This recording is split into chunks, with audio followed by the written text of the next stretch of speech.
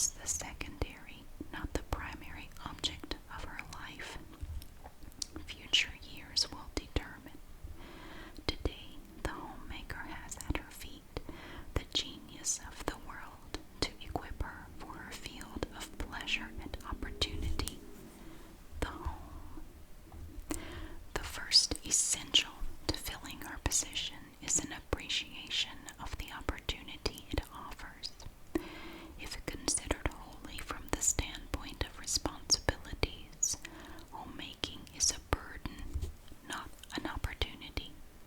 If it is considered from the material point of view,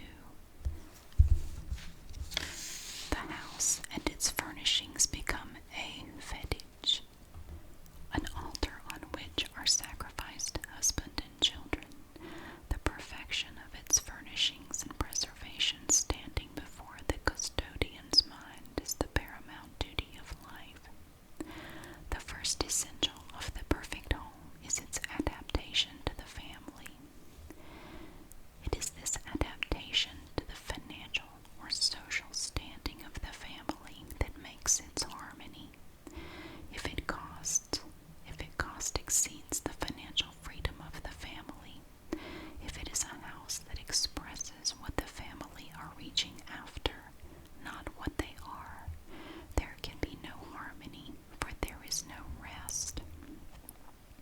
Rest, repose, is the foundation of peace, and peace is the angel that guards every true home.